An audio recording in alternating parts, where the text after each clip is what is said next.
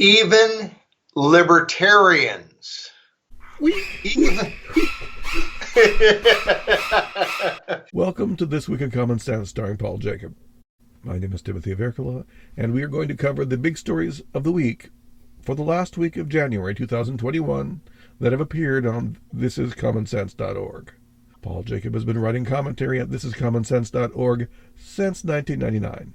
Even libertarians, doesn't it just kind of, it rolls off the tongue, although with a lot of even libertarians. And of course, what we're talking about is that John Brennan, former CIA director, deep state, Hall of Fame member, decided that there's a lot of folks who need to be investigated and looked into and surveilled. And of course, this is a guy who, while he was at the CIA, there sure was a lot of information scooped up about Americans. We think of the NSA, but the whole deep state. People like Brennan and Clapper. I think they should have charges to answer for. Clapper, perjury for one, for lying to Congress. I think John Brennan lied to Congress about spying on the Senate, right? That was a famous scandal in his time, right? That is correct. So usually I'm not big. We usually don't open with the politicians I'd like to prosecute. And they aren't really politicians. They're what? Spies, or what do you call them? Disinformation agents. There you go. That's a good term. Anyway, we're going to talk about that whole issue and about why Brennan said even libertarians. But first, I want to just mention a few of the other commentaries from this week that I think you might want to go see. And today's, we taped this on Friday night for Saturday and Sunday, the audio on Saturday, the video on Sunday, so that we take like a 24-hour period to airbrush everything. And no, I'm kidding. But today's commentary, Friday, the 29th of January, was called Grace the Notes. And at thisiscommonsense.org, you can go there, you can see it. And I'm not going to tell you all the twists and turns in this particular commentary, but I will say this. The question is, who should be on our $20 bill? Should it be President Andrew Jackson, or should it be Harriet Tubman? And the answer is determined by which one of those folks is a better person. And that's why, well, go to the commentary, but that's why I just wonder, can we do that to Harriet Tubman? Could we stick her on a Federal Reserve note? I mean, Jackson deserves it. Anyway, I'm going way too much into it, but here's the other angle that you're going to be interested in if you go to thisiscommonsense.org and grace the notes. Where does Dick Nixon come into all this? And he plays a role. So I encourage you to go see that one. Thisiscommonsense.org. We also want, I think kind of my favorite story of the week, which you brought to me, Tim, was Diner's Rebellion. And it was about not riots, not unrest, not violence or vandalism or looting, but good old-fashioned civil disobedience. Not protest, really. Didn't have time for protest. They were going to have some nice dinners in Italy. Italy has, been hit by the pandemic hard. And Italy is a place that's fun to visit because it's a fun place to go out to eat. It's just a great culture, a great environment. And they like that. And they have decided that they don't want to give it up. And go read about it. There are links to go hear the people chanting liberty and basically browbeating government agents out of a particular restaurant that was opened illegally, serving illegal restaurant customers. So anyway, you'll be interested in that. And the whole point of the commentary, which I guess we should mention to people, is, and I think most of the people who listen to us realize this, but a lot of people don't realize it because it's not in the news very much. And that is that around the world, there have been all kinds of protests, some of them violent and unrest and vandalism and so on. Not much looting, but all kinds of unrest around the world, in Germany, in France, in where was it? Somewhere in South America just the other day. There are a lot of protests against lockdowns. People are not meant to be imprisoned. That's not the idea. And that's what a lockdown is. And we have said kind of from day one, the response to this should be two things: freedom and information. Give people the information you have honestly.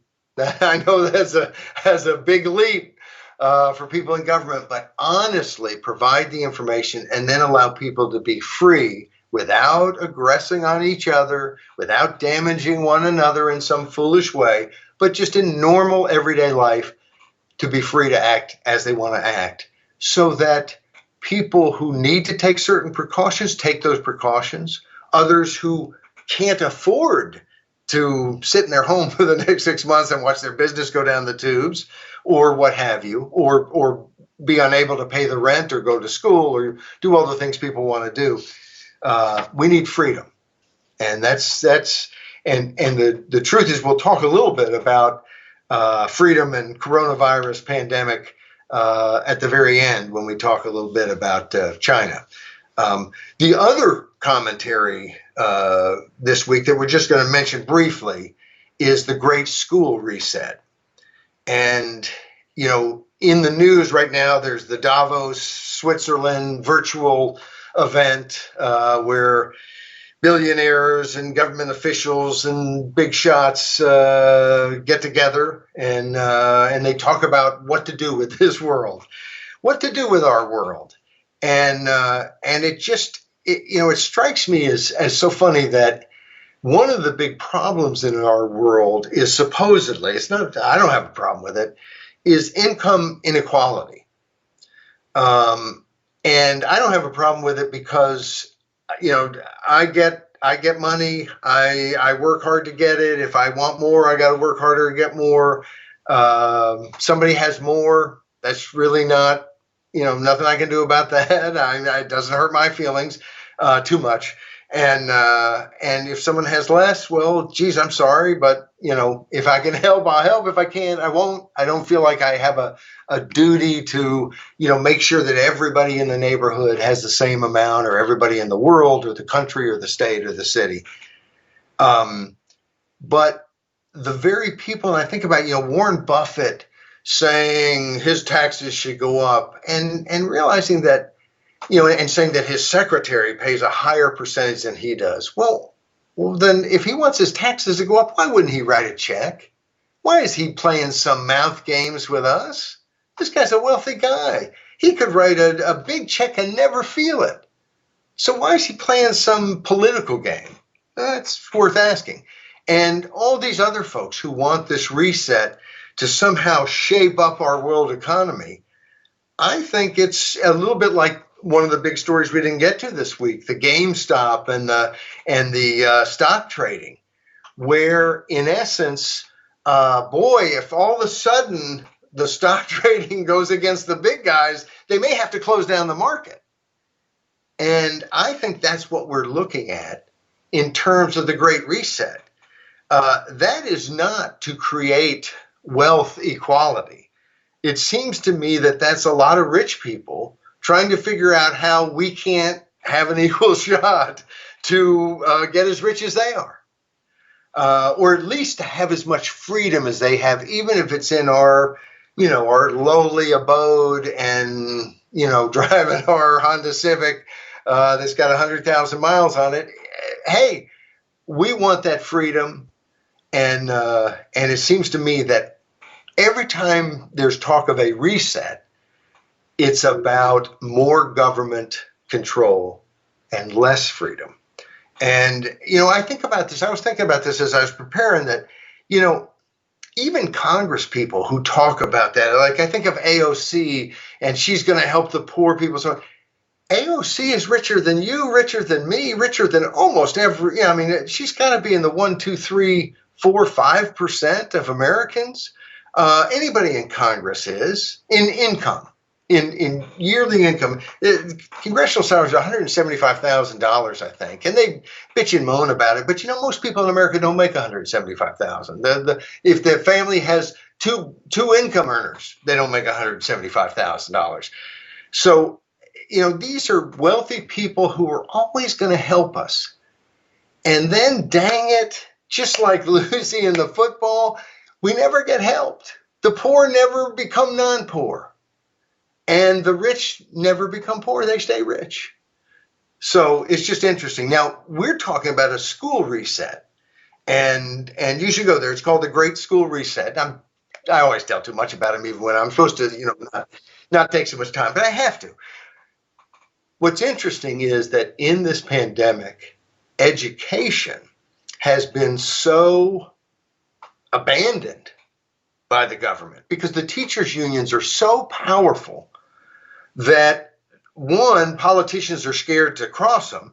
And even if they cross them, they may just strike and not show up anyway. And I'll tell you what, when they come back to work, they're going to get every penny for the time period they weren't working. Every penny, not every penny they deserve, every penny that they would have gotten had they worked night and day.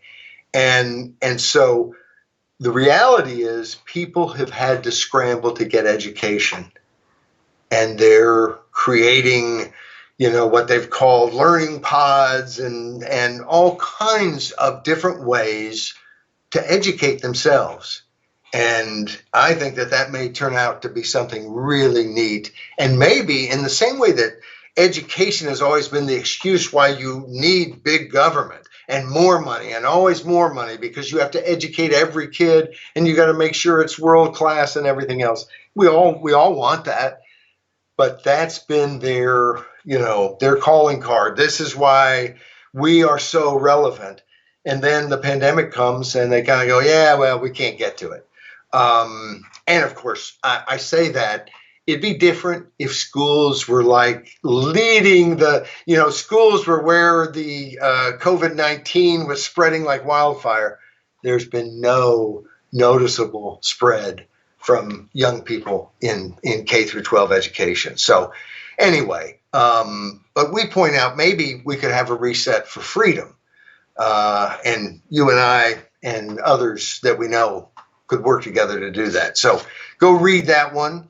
And even libertarians should go read that. I was talking to a friend of mine, an attorney, who is definitely not a libertarian, who is a very hardcore conservative. One of the people I know, I think of everybody I know, probably the most adamantly anti-drug legalization. So that's a big split between libertarians and conservatives, and also much more hawkish than libertarians tend to be. But told me how respectful he is of libertarians. And I think the reason that he is respectful of libertarians is because, down deep, his motivation in politics is freedom, and that we have something in America that's just beautiful and rare and needs to be protected, and that's freedom.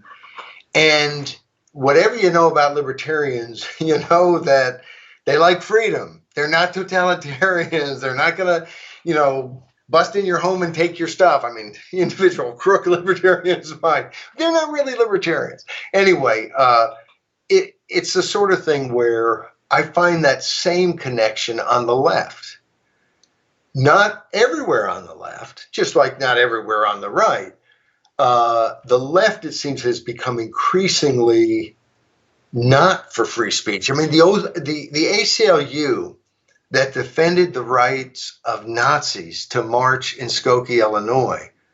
Skokie's not worse off for that whole controversy. It's better off. And I actually have relatives that live in Skokie. And it's that the ACLU would defend that showed how much they cared about free speech and how much they understood that if you're trying to protect free speech, if you're just going to protect the speech that everybody likes, you're not really doing anything. That's not what free speech is about. It's about all the speech. And so there's a tremendous connection, I think, with a lot of people on the left if they're civil libertarians. But, as a libertarian, that's what I'm always looking for. I work a lot of times with people on the left, people on the right.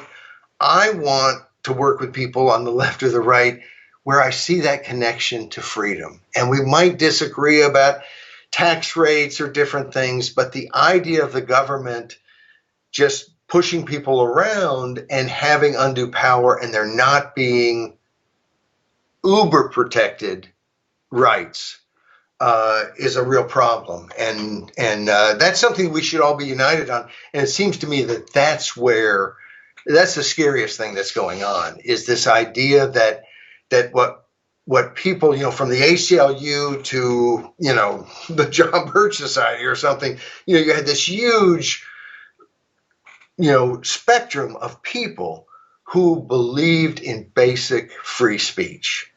And that was not just found, occasionally. It was found all across the spectrum.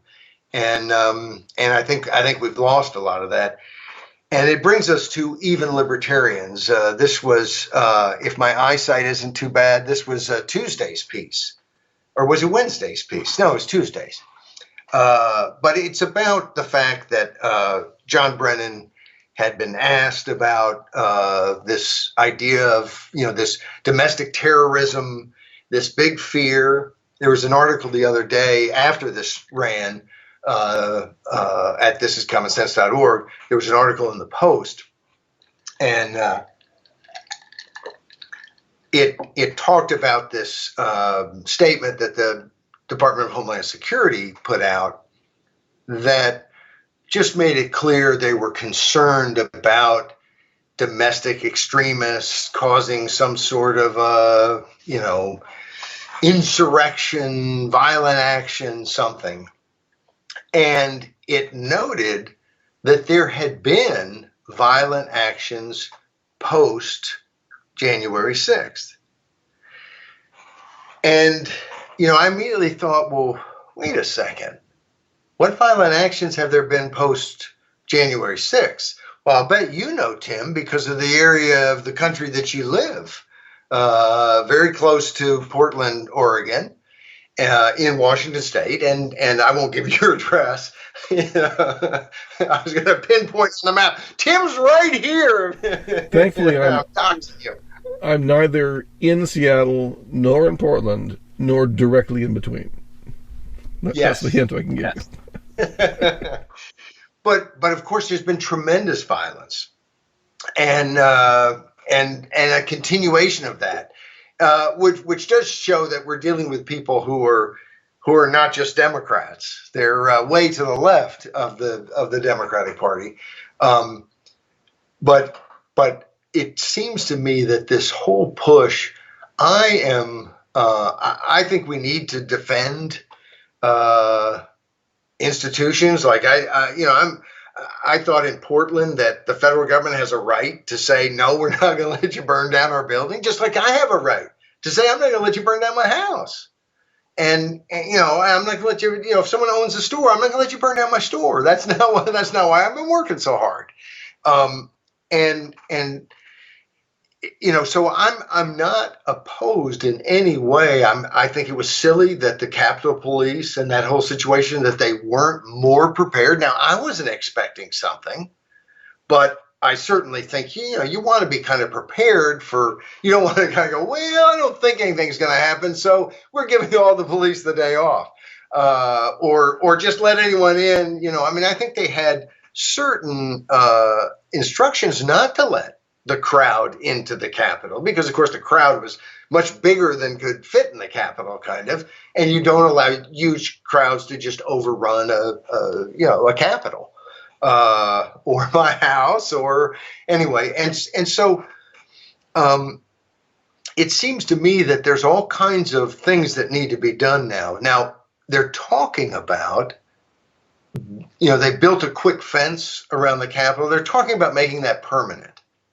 Now, why would you put a big fence around the Capitol? Because you had one incident in decades and decades and decades? I mean, why would you put a big fence around the Capitol? Well, I don't know. Maybe they're expecting much more violent response to their policies than I'm expecting, but I'm not expecting their policies to warrant, violent reprisals. Are they?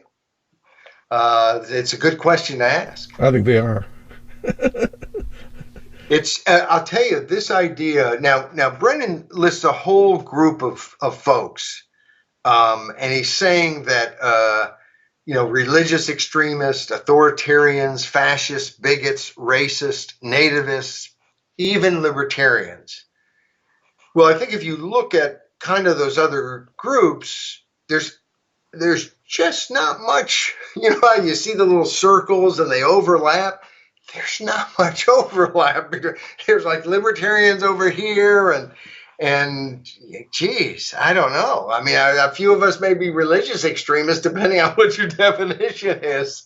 But this is a setting it up to explain why we have to start surveilling specific groups. They've already, without any true authorization, unconstitutionally stolen everybody in the country's emails, social media posts, phone calls, bank records.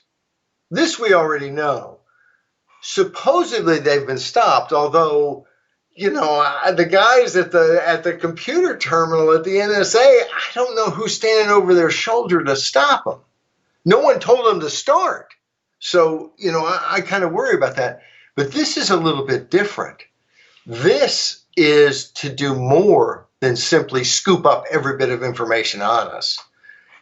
This, it sounds to me, is more designed to infiltrate, and they already do that to a large degree. One of the things that really struck me when I was a teenager, young 20-something, is that a number of us read the Rights in Conflict. I think it may have been the Warren Report. I know the Warren Report was Nixon, but this may have been somebody named Warren too or something. Or maybe it was the Walker Report. I don't know. But it was the report that Congress had done. They never do anything. They had done. About what happened in Chicago in '68 with the riots, the police riot around the Democratic National Convention. And there were several incidents in which, somebody burned a flag, and that led to a mass melee where the police came in and beat everybody up and so on and so on. Well, it turns out after the investigation that the guy who lit the flag on fire was a federal agent. And so often the federal agents infiltrating these sorts of groups are encouraging violence because they don't want to wait around forever. They came in to bust the people who are going to be violent. And if you're going to take all day to get violent, if I've got to infiltrate you for year after year after year and you won't even smash anything or commit any crime, well, I'm wasting my time as a federal agent. And so, no, the truth is I think that's not the only reason that they do it. But you can almost see that, of course, they're looking for that. And they constantly, in case after case through decades, you've got federal agents encouraging violence. And it's a huge, huge problem in terms of turning what are political movements and have every right to go agitate in every way they want that's peaceful into movements that are not as successful because they now have this violent splinter caused by my tax dollars being sucked up and spent on people to infiltrate those groups. That's not freedom. That's, it's the violent side of the, it's one of the scandals that most people in the media and on the left don't believe was a scandal was the IRS refusing to grant nonprofit status to conservative Tea Party groups, so on and so on. And of course, people say, well, there were some liberal groups. Yes, there were. There were like 2 or 3 compared to the 100 plus that were, it was that sort of thing. It was totally aimed at Tea Party groups, and it was designed to block them from organizing politically and being effective. That's a crime. That's a civil rights violation.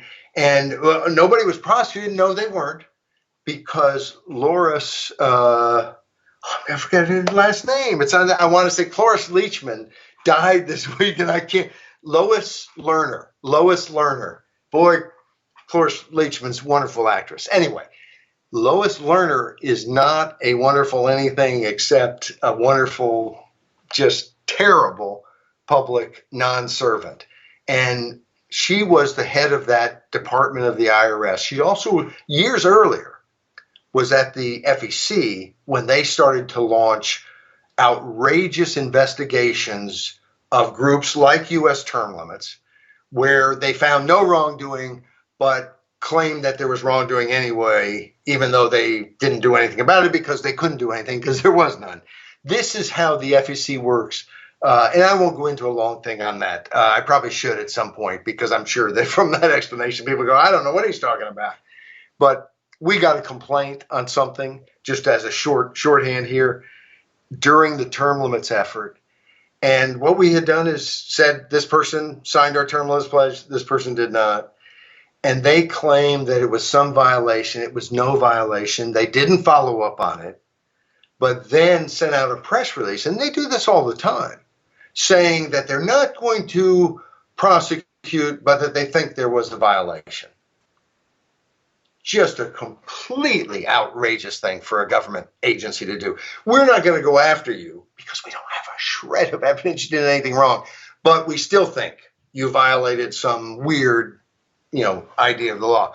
Anyway, so I knew of Lois Lerner before she ever got to the IRS. When she was at the IRS in charge of nonprofit groups is when all this happened, where they were blocking people from getting politically involved. But these sorts of things take a relatively free and democratic country to being not free and not democratic.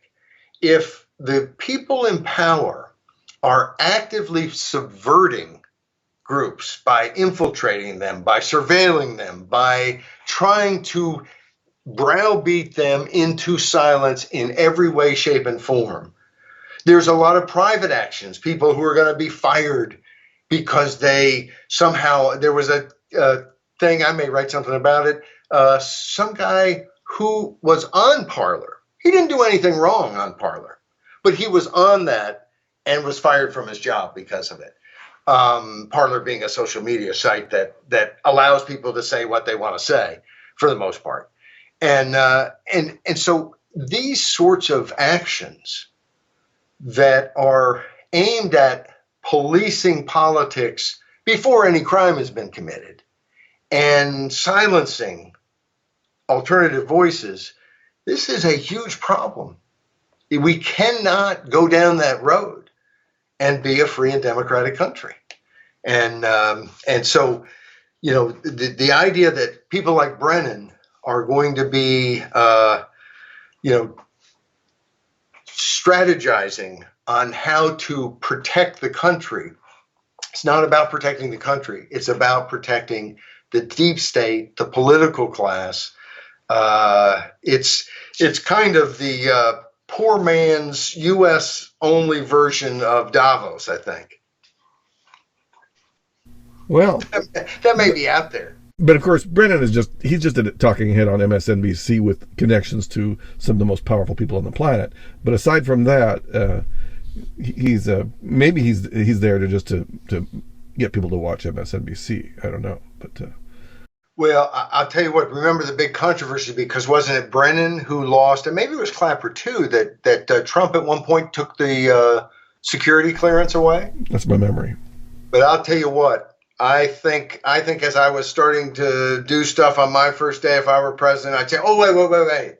Before we do that, let's take away the security clearance of Clapper and Brennan. In fact, almost all of these guys, unless I think I'm going to need them for some consultation and need them to be aware of exactly what's happening, why should some private citizen be given all kinds of secrets, especially because they're trading on that? That's why they're on TV. That's their whole career. And especially when they're people that I don't trust as far as I could throw them.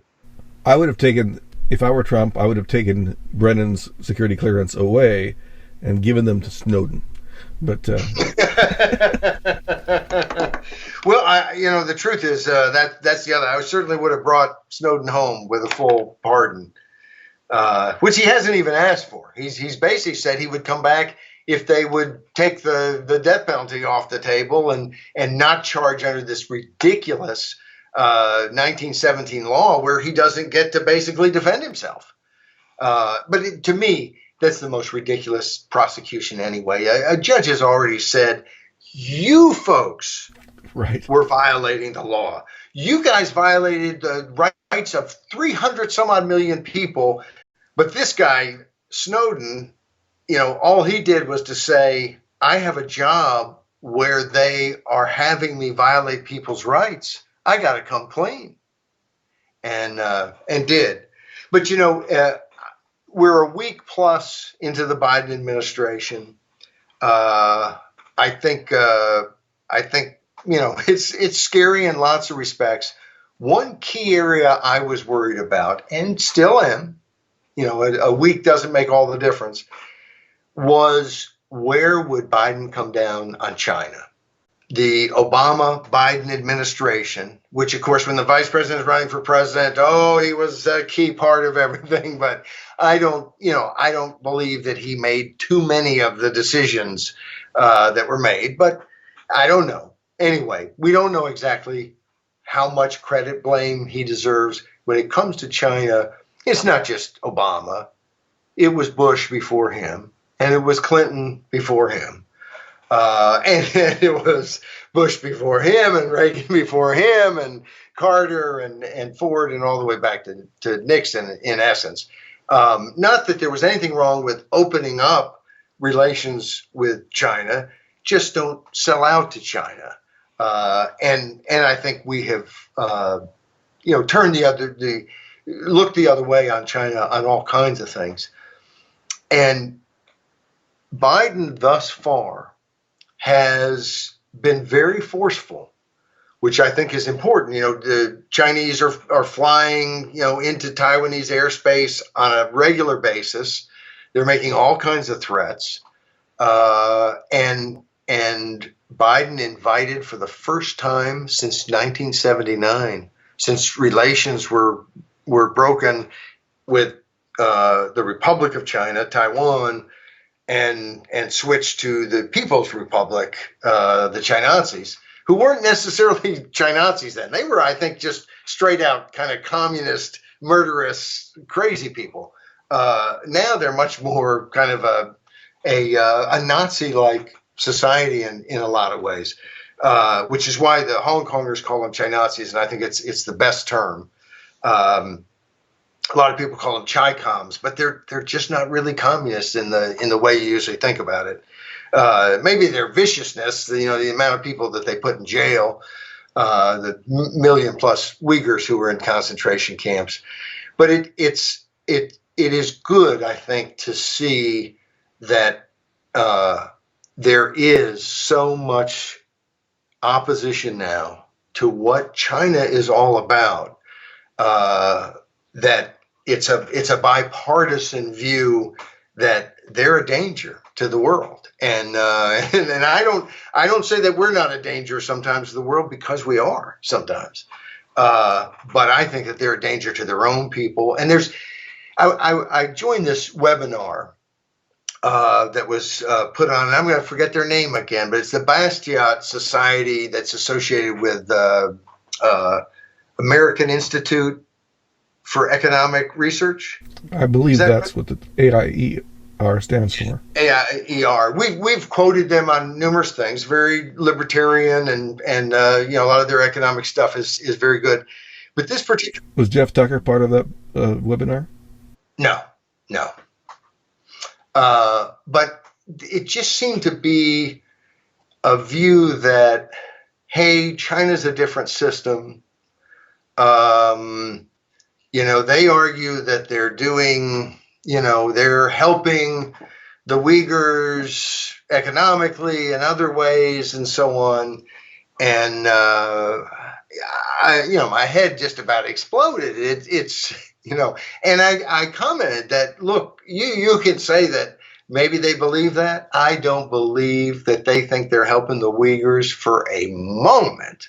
I mean, any more than the concentration camp guards in Germany. They may have thought they had nothing to do except stay there, because if they did anything, they'd be shot or something. But none of them thought they were helping the Jews. And to hear someone suggest that, it's just crazy. And also there's always the suggestion that, well, China isn't a threat to their neighbors. Well, part of the reason they're not a threat to their neighbors in quotes, is because they take them over, claim that they're them, that basically this is our greater China.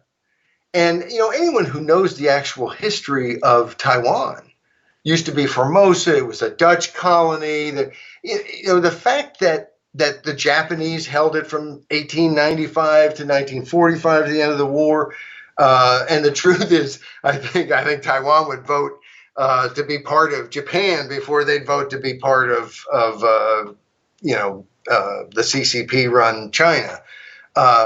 But the view, I think, in America is, well, that's just Chiang Kai-shek, and it was always part of China. And because of the civil war between the communists and Chiang Kai-shek's nationalists, the nationalists went to Taiwan and they stayed on Taiwan, and it's really part of one China.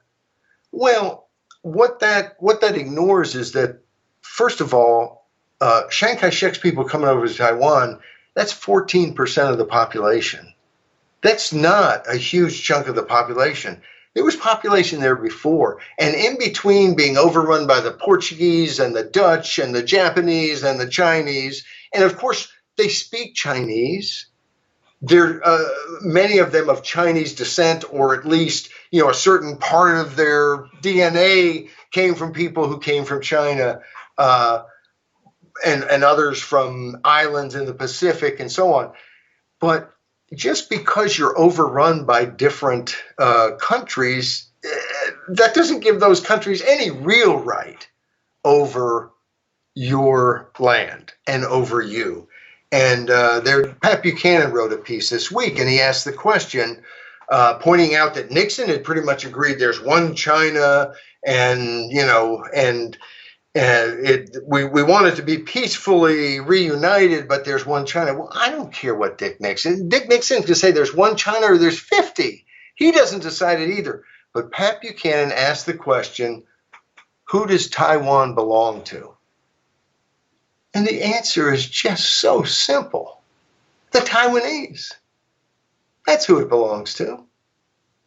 And you know what? If the people in the North don't want to be with the people of the South, they can separate it. And then they can, I'm for self-determination to the nth degree. But the idea that Taiwan belongs to anybody other than the Taiwanese is just an insane idea. And it's justified because, this dynasty or that dynasty took it over at this point.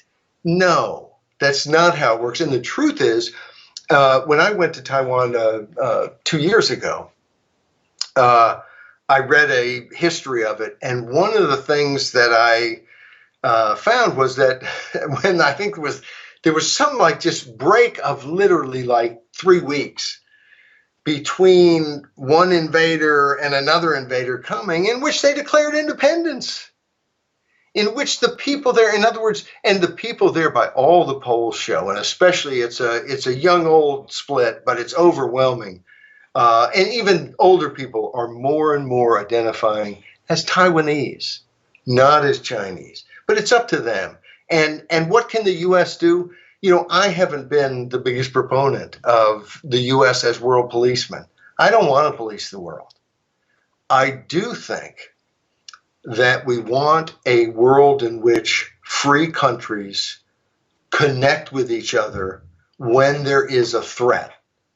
And I happen to think that the CCP is the biggest threat in the world today. And part of this webinar, they talked about how terrible it was. Iraq was terrible, us invading Iraq. It was not only terrible, it was also incredibly stupid. I think it's stupid that we're still in Afghanistan. I think those are not only not good things to do, but stupid things to do. But it doesn't mean that we're the same threat as a place where they put people in concentration camps, where if they decide they don't like your religion, you don't get to practice it. Where not only but you don't get to practice it, but they put you in prison. And while you're in prison, they harvest your organs. This is a regime that is just evil in every way, and their respect for the rule of law, zero. Their respect for human rights, zero. They respect one thing, and that is making money. And so you have, if your idea of capitalist is just making money and creating more and more capital, well, then maybe they're capitalist in that sense. But they are totalitarians who want to gain more and more wealth and power, and who have, the Uyghurs, Tibet, Hong Kong. They voted a year ago in local elections. 87% of the candidates winning were pro-democracy candidates. It's the first time pro-democracy candidates had ever won. That's why there's a national security law. Oh, they had to because of the protests. No, they had to because they couldn't hold any sort of an election without getting trounced, just trounced. They don't believe in elections. No wonder you get trounced that bad all the time. You start to not like them very much. And of course, there's never been a real election with suffrage in China. So anyway, we have a real threat out there. I'm not advocating that we do anything crazy. I don't have all the answers for how you stop China. But I do think we have to recognize reality. We have to keep our eyes open. And if I had been alive when Hitler was running Germany, I would not want to buy products made in Germany. I would not want to do anything to help that country. And now some people, and libertarians among them, might argue, we hurt them more by not trading with them. We'll help them by trading with them. I don't think so. And I think if I were living in that slave state, that I would be praying that people outside would do whatever they could to undermine the government that was holding me down. And I note specifically that democracy activists in Hong Kong, at great risk to themselves to say it publicly, because they knew that national security law was coming in. But folks like Joshua Wong and others have come out and said, please do not allow China to gain economically. Do not allow Hong Kong to be used as a place to do business with the West while our rights are being smashed. And I think we have to look at that. And I know I don't want to do anything that could help the Chinese regime. I want to decouple my economy from them in every way that I possibly can. And I could be wrong, but I think I'm doing the very best I could do for anybody caught in that horrible system. Well, that was This Week in Common Sense. Thank you for joining us for the last week of January 2021. This is This Week in Common Sense. You can find it at SoundCloud. You can find it through your various podcatchers. It's on YouTube. And, hey, go to thisiscommonsense.org. Paul Jacob writes a column there 5 days a week.